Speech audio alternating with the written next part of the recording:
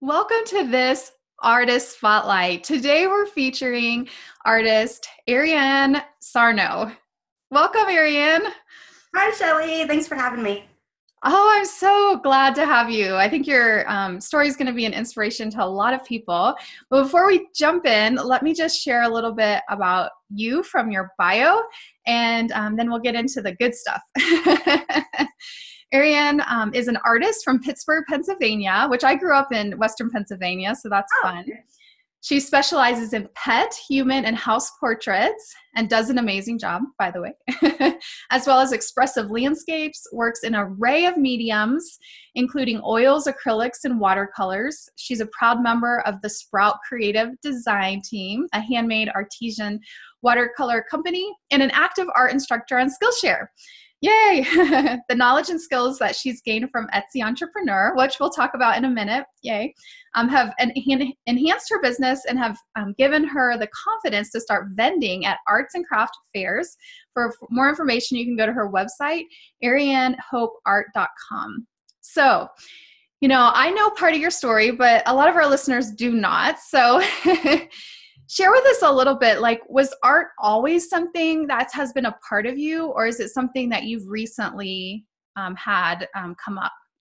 Well, I can say yes to both of those questions Yeah. because from a very young age, if you would ask me what I wanted to be when I was like 5 or 6, artist would have been my answer every single time. Oh, fun. Yeah, I was homeschooled from kindergarten through ninth grade. So being home really gave me a lot of opportunities to hone in on my crafting skills and my art skills. I definitely did my schoolwork, but it definitely gave me some time to escape to my attic, which was my art room, and I would just lay around and draw all day. And then I did take private and group art classes, middle school through junior high. And then in junior high, the school district we lived in let me take all of their art curriculum and band classes. So I was able to take all of their classes. So by the time I did integrate into public school, I took most of their art curriculum, and it was a really easy transition. Um, so yeah, I mean, I was definitely immersed in the arts my entire childhood. And that's not to say I didn't face my share of adversity and criticism. And I didn't really know how much I should go into this, but I thought that if I really wanted to be true to my story, I should bring it up. But one of my biggest critics was my grandpa. So my pap, he was a watercolorist in his early days, and then by the time the kids came along, he was a stained glass artist. So he had very high standards. I And bet. where he was really encouraging, he could be brutally honest. And I will never forget of one experience. I was probably like 14 or 15, just starting to work into watercolors, and I brought home this seascape from one of my group classes in the evenings that I took. I was so excited about it because it was the first time I tried watercolors, and his reaction was Mm. very non-reaction, and all he said was, "There's no focal point." Now, at 14, 15, I had taken so many art classes. I knew about focal point. I knew about perspective, but that wasn't the point. Um, it was just like he was the college professor where I didn't need one at that time in my life. I was 14, 15 years old, and I didn't need one. So it kind of turned me off to studio art because I was a headstrong teenage girl. Looking back, I'd tell her, who cares? Pursue your passion. But it really put a damper on things and started to cause a little bit of rift between us. So that by the time I did go to college, I decided to, instead of studio art, I decided to do art history. Oh, And wow. don't regret that at all. I loved art history. It definitely gave me a lot of opportunities to travel. I studied abroad my senior year, had a blast. But by the time graduation came, I was still left with, okay, what are you going to do now? Because art history is one of those things, if you don't work in museums or research, I mean, you have to do further education anyways. And by the time I graduated, I realized I wanted to do art conservation, and I didn't take enough science and chemistry prereqs in my undergrad. So I was put into the circle of retail hell where I worked 2 or 3 retail jobs at the same time while trying to do Oh, wow. undergrad, community college science classes in order to qualify to go into grad school programs. So it was a very directionless time in my life. I meet my husband around that time too. So he had his own dreams and passions as well. And he was a mechanic for probably about 5 or 6 years when we had met. And his dream was to go to nursing school someday. So it's very, very different. Right. Yeah. At that time, his dream's a lot more defined than mine. And it was kind of a really quick whirlwind romance, I guess you could say. So I decided to take a step back from college for a while and focus on what we could do, because we knew we wanted to get married, and what could we do to take us further as a family. And he has a son. I have a stepson. He's 16 now, and he was 5 at the time. So Wow. quickly going to school for art conservation in New York City kind of just vanished, and I was okay with that. I didn't really want to do that anymore. And at the same time, I don't really know if I really wanted to do that. It was just kind of like, oh, that seems cool. I want to do that. Yeah. So took a step back from classes. And around that time, my relationship with my grandfather was getting a lot more strained. And he was very vocal with expressing his disappointment that I wasn't doing anything with my art education. We went toe-to-toe a couple times, and long story short, it got to the point where he said things he regretted, hopefully, maybe, I don't know. I said things I regretted. We cut ties. Unfortunately, that was the last year of his life, and we didn't really talk at all. On his deathbed, we kind of reconciled, but it still kind of was this heavy weight that was hanging throughout a lot of my adulthood until now. But and I just want to say something to you right now. I just feel like I'm supposed to say this to you that sorry, kind of, and I'm just like blabbing. Yeah, I just know that like your grandpa would be so proud of you right now. I think so. I hope so.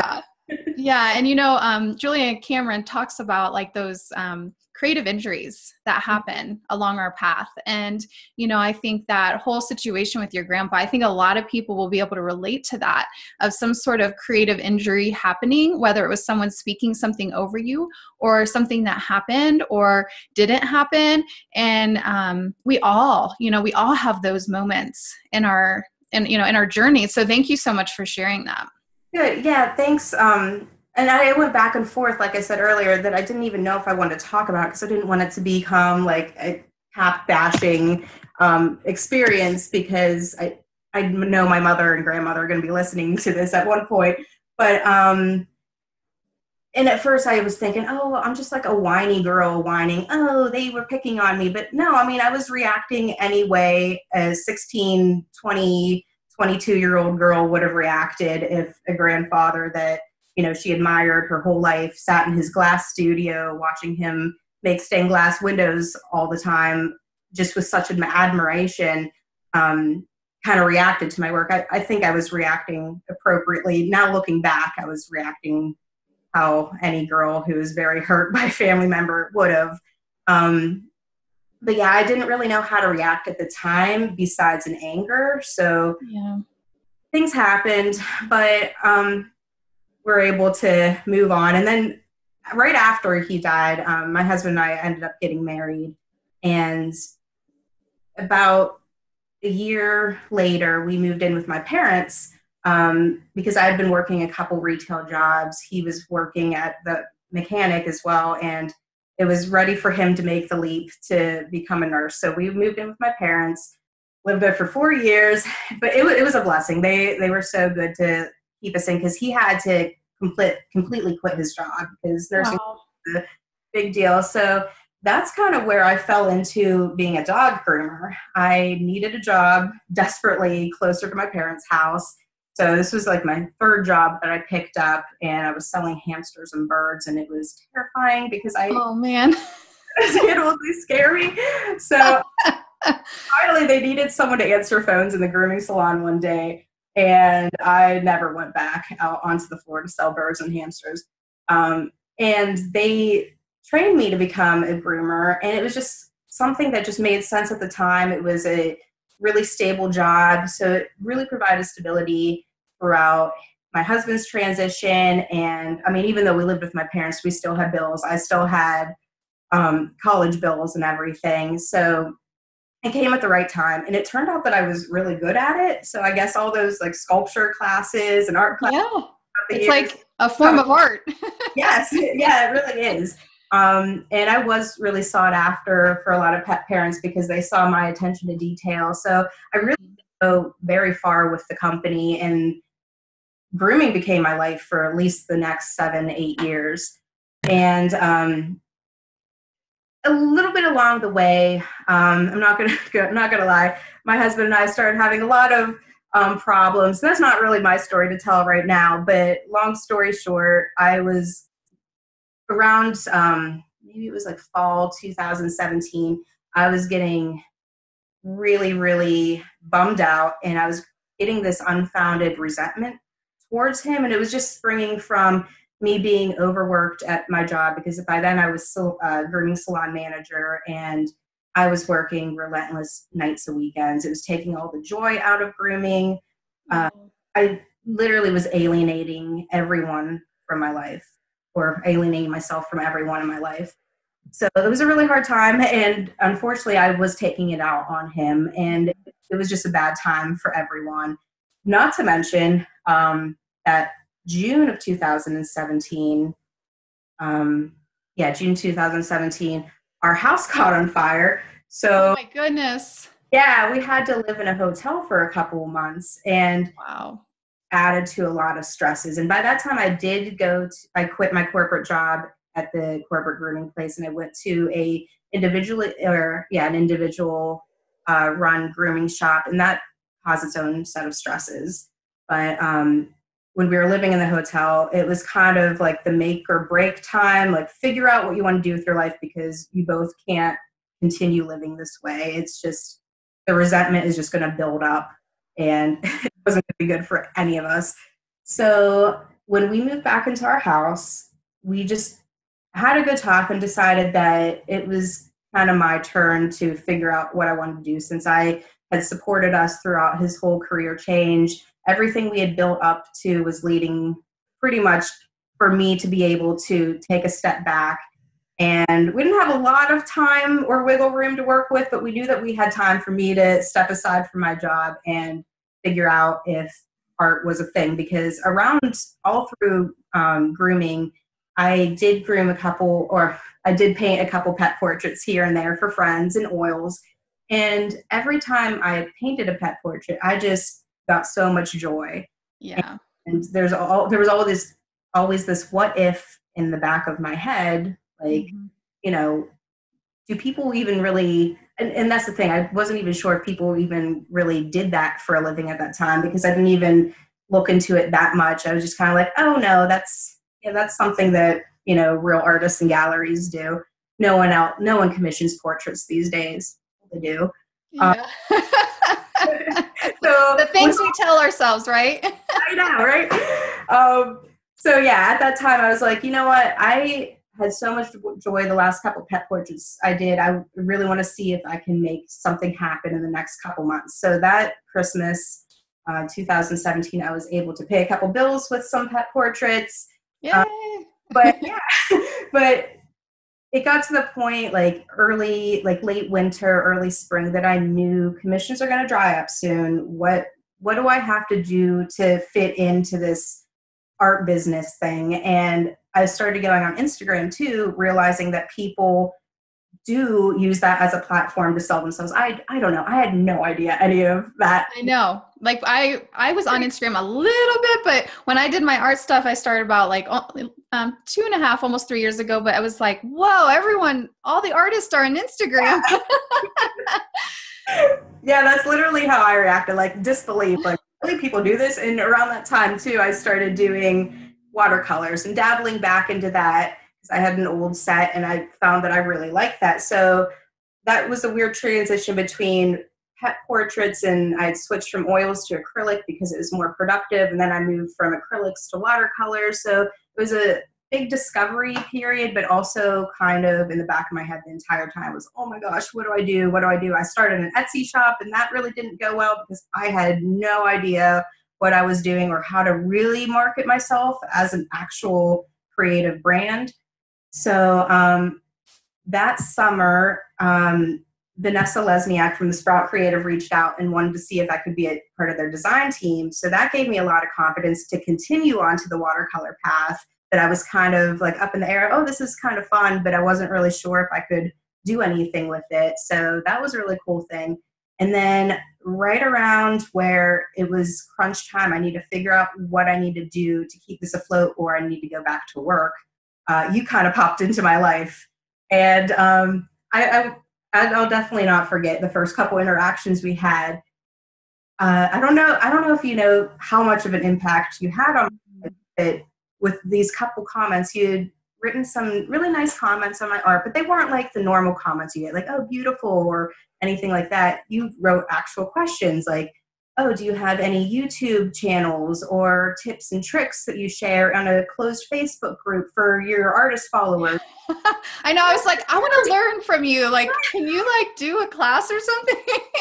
It literally never occurred to me that I had anything to offer. Or wow. That person that someone sought information out of. I don't know why. I just never thought that I could do that. So after a couple of times of us, chatting back and forth about art and stuff, it just made me realize I could do this. And then we started talking about Etsy Entrepreneur, and I decided to make a leap. And at that time, I didn't even have a computer. Wow. I didn't know that part. No, I didn't have a computer last summer. I didn't get it until like end of August, beginning of September, this past 2018. Wow. So, yeah.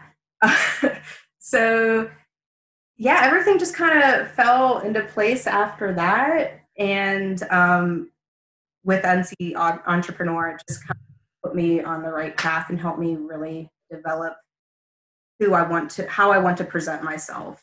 So. Because what I saw is after like you took the course, then you did the work, like you did all of the things. And I love that because like you were ready and you relaunched your shop, right? Yes. I did do a whole relaunch because I launched my shop in, I think it was like March 2018. And then I got connected with you in the summer. And by the time I relaunched, I think it was the end of September, I completely redid my personal website because everything was so disjointed what I had. And when I was looking into, okay, what are my next steps? That was all my information that I was getting was so disjointed. So really your class helped me kind of figure out who I am and basically merge everything. I rebranded myself, restructured my entire Etsy website and my personal website. So yeah, I didn't have anything until you put all these ideas in my mind. Well, and now you're like digitizing things. You have stickers, yes. You have like magnets and prints and cards and right? I mean like. Yeah, I'm not going to lie. I am like the laziest person when it comes to updating my Etsy. But yes, I do have a lot of stuff out there, and pretty much the game changer was learning how to make prints out of my watercolors. Yes. This conversation with you before about how I hoard my originals. I'm like afraid to let them go. Yes. I was researching about how to digitize and how to make prints, but it was just so much easier with Etsy Entrepreneur because you gave me like this whole set of things that I should think about. And now that I have prints out, I'll paint a picture. Should it turn into a print? If it gets good reactions, yeah, I'll turn it into a print. And it's just so easy to do that. But I am a little bit lazy with the updating part, but that's okay. But the cool thing is that, for you, every artist is different, but for you, it was really hard for you to sell the originals. Yes. And so now you have a way to sell your artwork in multiple formats. And if you get a commission or if you get someone that wants something in a certain way or a certain type of product, I mean, you have those skills now and the ability to do that. But tell us a little bit about some of the art shows or art fairs that you've been going to as well. Yeah, so in the fall, I got reached out to by Raw Artist events, and they do events throughout the country. They do like pretty much artist networking events. So I got invited to do one of theirs, and I really, really liked it. I mean, it was a really unorganized event to begin with, but it really made me realize that I could do more than just sit behind a computer screen. And now that I had all those tools and resources, I felt confident to present myself. I was able to just the simple things down to like creating your logo and turning it and digitizing it and turning it into a rubber stamp that I can stamp on the back of my magnets and handmade bookmarks and stuff. It was just opened up so much stuff. So I did that in the fall, and that now I started in my little town across the river from me that I grew up in. They have a new artist vendor event location. So the first of every Sunday of the month, they have little artist fairs. So I've been doing those. I'm going to do another one in May, and it's just really fun. Just setting up a booth, Awesome. yourself, everything that you have to offer, and interacting with customers that way. I feel like more comfortable doing that. I am super glad that my Etsy is up and running because I can have that little sign by my art like, oh, more prints available on my Etsy and stuff. So that was really fun, and it just definitely gave me the confidence to step out from behind the computer screen. Yeah, and I follow you. I'm not on Instagram every minute, but like I saw some of your pictures from your events, and everything looked really professional, and you had a great setup. And I'm just so proud of you. It's so awesome. Thank you. I definitely feel like this is what I'm meant to be doing. Yes, I got chills about that. And I think one of the things when I met you, I was just like, she's good. Like she's good artist. And like, I was like, you've only been doing this for like, but you've been an artist your whole life. Yes. But it wasn't until like a year ago that I did that I started watercolors. So, but you had, artistic ability and skills. Yeah. And so, it just is like, now it's just coming out of you. And now you're teaching Skillshare classes. Tell us a little bit about that. Yeah, and that was another thing that I never thought that I would be the one to teach classes. I don't know why, but just the fall, I just thought why not add another thing to my plate? My first Skillshare class, and it went over really, really well. One of my forest paintings that got really popular on Instagram, I had so many people asking for live feeds of that and video tutorials, and might as well do that for my first Skillshare class. So that got a lot of good reviews. So I made a second one. And then my third one is a little bit more in-depth and more theory related. So, it'll catch on eventually. Just got to keep telling myself that.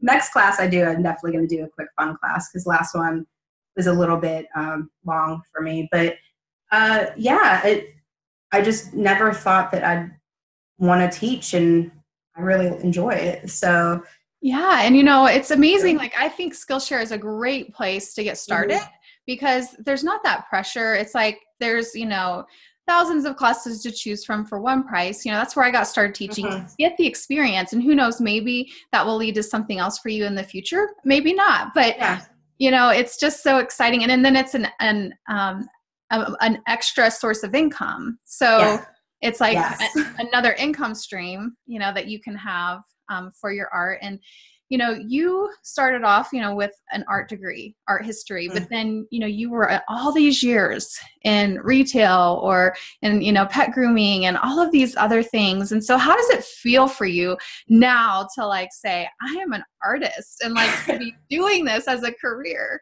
It feels amazing. It wasn't until a few months ago that I finally, when people ask me what I do, oh, I'm an artist. Yeah. It wasn't until recently. But it feels amazing. I just feel like this is what I'm meant to do. And it was a long road to get here. But now looking back, everything we did, every time my path was redirected to, completely opposite ends of what, I kind of wanted to do when I was growing up. It kind of all built to a good foundation for me to basically go on and become an artist. Yeah. Now, I mean, there's people listening right now that also either aspire to have a business with art or to grow, their art business. Do you have like any like advice for them from your own journey? Yeah. Basically, just don't be discouraged if you feel like it's taking you too long to get where Mhm. you be, and especially if your path that you've been on has been redirected so many times to accommodate other people in your life. Uh, Basically, it's never too late to listen to that what if in the back of your mind. I love that. Especially, yes, especially if you've been detoured so many times.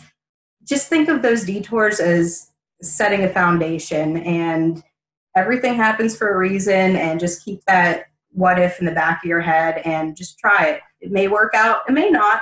Try something else, but you got to try. Yeah. And I love that because, I can't remember who said it. It's like, it's taking too long. Well, time's going to pass anyways, Yeah. and it does take time. I think that's the biggest thing with pursuing, making money with your art or as an artist. It's not like just going and getting a job as a doctor or a nurse or, or something like that. Mhm. It's like, it's a process of building a Yeah. business, building clientele, figuring out like, what is it really that you love to do, or building those additional multiple streams of income. And I just love that, of just, not giving up because, Mhm. that's the thing. When you persevere, and that's what I feel like for Yeah. you didn't give up. You Yeah. persevered. Yeah. And I love that. So if people have kind of resonated with you, or if they want to check out your classes or your artwork or things like that, what's the best way for them to connect with you? Basically, anyone can get to any of my outlets of creativity through my website at arianehopeart.com. And that website will take you to my Skillshare class links, my Instagram feed. I do have some uh, art galleries on my website, but most of the time I don't update it because I'm very lazy with that as well. But I update my Instagram all the time. So you can find me on Instagram at Ariane_Hope_, but it's just easier to go to arianehopeart.com and you can find it all there. Yeah, I love that. And are you still doing the pet grooming and the pet portraits and all of that right now? I'm definitely doing pet portraits. The grooming, not very much. I have a few clients here and there that I've kept Okay. over the years, but I'm mainly trying to phase that out of my life eventually and just become a full artist. I love that. That's awesome. Congratulations. Thank you. Thank you for all your help and encouragement. And like I said earlier, you just kind of fell into my lap at the right time. So it just kind of made me realize that I could do things and I could be an authority that people look to. And it's just great to know that people can see me that way. And now I'm trying to see myself that way too. Yes, I love that. And I guess I wanted to mention something about that earlier and I forgot, but for all of those of you that are listening, like you never know how powerful your words can be for someone else. Yeah. And if you see something in someone else, call it out. Let them know. Private message them or comment on their things. I think we all just there's so much self-doubt. There's so much of that inner critic. There's so much resistance and perfectionism and procrastination that, it's such a beautiful community on Instagram anyways, but, Mhm. and I love that was just one, that I was able to be one small part of your journey. And then you can now go and do that for others as well. Definitely. Yeah. Well, thank you so much for being on our artist spotlight today and sharing your story, Ariane. Thank you so much for having me, Shelly. I can't wait to hear it when it comes out. All right. All right. Thank you guys for being here and listening, and we'll see you next time. Bye-bye. Thanks. Bye. Hey, YouTube friends. We're so glad that you're here. Make sure that you click the red subscribe button and then click the bell next to it to make sure that you're subscribed and that you'll get notifications when we post new videos for you. Before you leave, I wanted to share with you a free gift. I have a free training called How You Can Earn a Full-Time Income as an Artist, a $97 value for free, and you can sign up for that free gift at yourcreativeadventure.com/artist income. And if you've wanted to turn your passion for art into income, then this training is for you. So you're gonna learn 10 real-life examples of what's working today to earn money as an artist. They're real-life case studies. I'm gonna share with you how diversifying your income can help you grow your art business much faster. You may struggle if you're relying on one income stream only. You'll learn how to sell your artwork online, the specific partnerships you should consider as an artist, and 2 passive income streams that can be very profitable. And the cool thing is that artists that have taken this free training are getting results. For example, Valerie Lynn said 10 days after watching the webinar, she had already sold $400 worth of art. And Shannon Santa Maria said that after watching the webinar, she took the risk and took her work to a boutique and sold over half of her items. What do you have to lose? There are so many opportunities for us as artists today. Sign up for free at yourcreativeadventure.com/artist income, and then let me know your takeaways and your results. Tag me at Your Creative Adventure. I can't wait to help you make money as an artist doing what you love. This is Shelly Hitz. Thank you so much for joining me in this free training.